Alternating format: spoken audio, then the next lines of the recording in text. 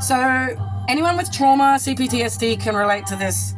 How often and how common it is to be like misinterpreted or misunderstood with your words, but also your intentions and your behaviors, because we act in ways that people don't understand, and they will just put their own spin on it based to their own view on life and their own experiences and upbringing. And if they don't have trauma, it wouldn't even enter their head why we're doing what we're doing.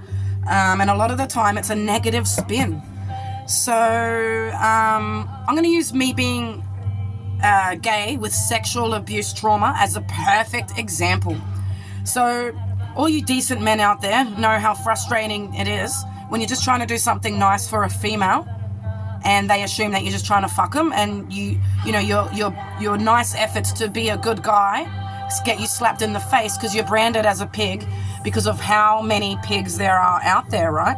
Now the sad reality is women have to live this way, and we don't know.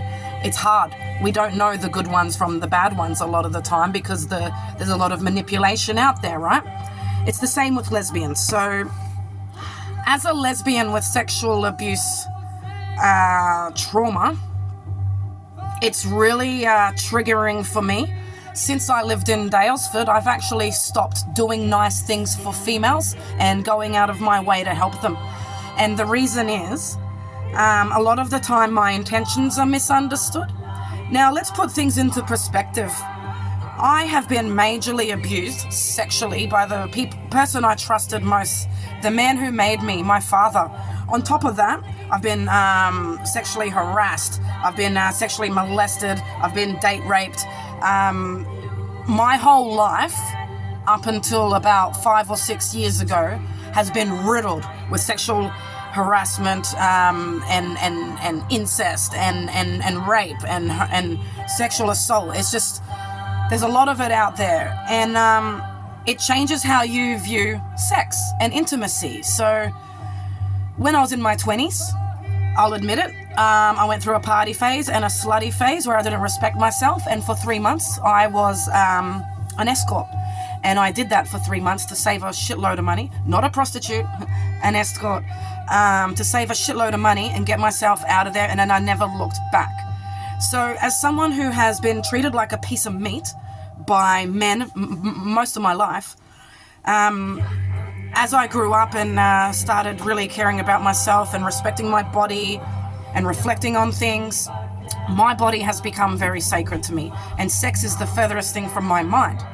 I won't even think of sex at all unless I'm in a relationship and I really care about the person, because for me it's a very special thing where you are connected, it's intimate, it's quite vulnerable. When you have been sexually abused, there's a lot of shame and guilt, and you feel dirty and wrong to get pleasure out of something that completely fucked you up, and there's a lot of shit around it, so you have to feel safe with the person, and it comes in layers, you know what I mean? It's a journey that you take with someone who you trust. So that's one aspect of it. Now another aspect of my trauma is I have zero self-worth. I am so insecure. Aside from the fact that I've been abused, I've been cheated on by a few partners, and one of them was with someone who was really, really ugly, and it made me feel like, wow, I must be like awful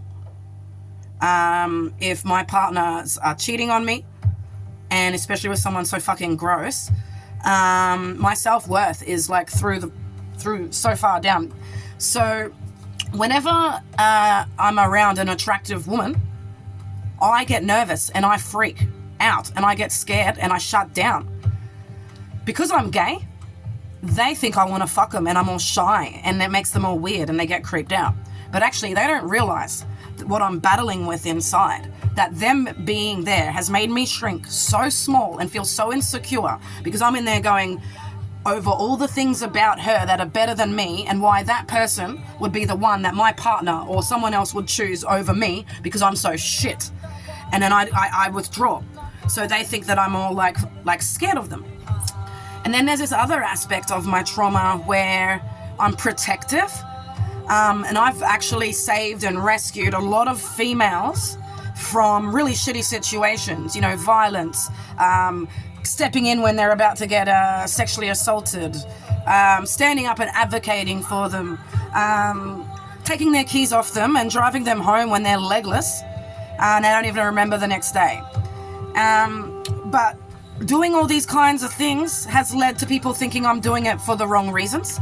Oh, you did that nice thing because you want to fuck her. Oh, you're trying to get in her pants. And it's been building up to this major fucking trigger for me for so long that when it happened in Daylesford, that was the last straw. I got so traumatized because caring about someone, being grateful to them, being drawn to their energy because they're kind, and knowing that they're so much younger than you and feeling all this stuff that you just want to make sure they're safe, having them say that they understand for 4 months and support me and help me and work with me, and then to turn around just because that guy said that I was on drugs, to them to say, oh, that I was trying to stalk her and fuck her and do all these things, it broke me. I have not helped another female since. I've actually watched females out there getting roughed up by their guys. I've watched females getting screamed at in the stores and getting like just into all these situations. I've seen one stranded on, I am the sort of person who will just drop everything and just fucking swoop in. It's an instinct. I can't help it. I am wired to help. I am wired to save. I am wired to protect, to self-sacrifice, to put myself last and everyone first. It's not right, it's not healthy, but it's who I've always been. And what happened in Daylesford put the brakes on that. I'm too scared to be myself. I won't even go into the room. If I see some attractive females, I'll 180 and get out of there, because I'm like, I don't want to deal with being accused of anything more than what I am. I don't want to deal with the triggers. Excuse me, one moment. So I don't want to deal with them accusing me or judging me or acting weirdly because of that. In a way, it makes them homophobic. They're just assuming that because I'm gay and my behaviors are weird, they're putting 2 and 2 together and getting like 8. But they have no idea. And it's so damaging when you're trying to just get out there and you have a kind heart and you're just so bruised and sore and you care and you can see all these things that you actually could help improve, and you can't be yourself, because as soon as you are, they're going to take it the wrong way. So my situation's one example, because I'm gay and I've had sexual abuse, and that was just a perfect analogy. But it happens for everyone with trauma. No matter what you are, we are wired differently, and we do things because our programming has made us that way. But people around don't understand, and they're misinterpreting our intentions all the time. So we're getting accused of things that we're like, what the fuck? And we're getting into situations having to like justify and explain what we're doing when we're actually just trying to do something nice or just normal, or we're just minding our business. So we tend to stop going out of our way and being the quiet observers, just watching people. It's really hard. Like we're forcing ourselves to be who we aren't, which is hard, because we are the people who would dive in and help. So we're being forced to just sit there and watch people struggle because we're scared that if we do help, what it's going to cause for us after, and it's not worth it. So I don't want to go through all that struggle and pain to help you. If you're not going to care, I'd rather just walk away and let you deal with it yourself and learn from it yourself. So it's really hard, all the time. A lot of the time, because I'm nervous and scared, people will think I'm up to no good as well. Like I can go into a shop and I'll be all nervous and anxious, and I'll start getting followed around by the security, and it's like, mate, like, I'm shaking and nervous because of what I had to go through just to get into your store. You know what I mean? So people have no idea what we're going through, what we're living through in here all day, every day. They only see our weirdness on the outside, and they put it together, and they're so wrong. So we end up, we just don't get to be ourselves. It sucks.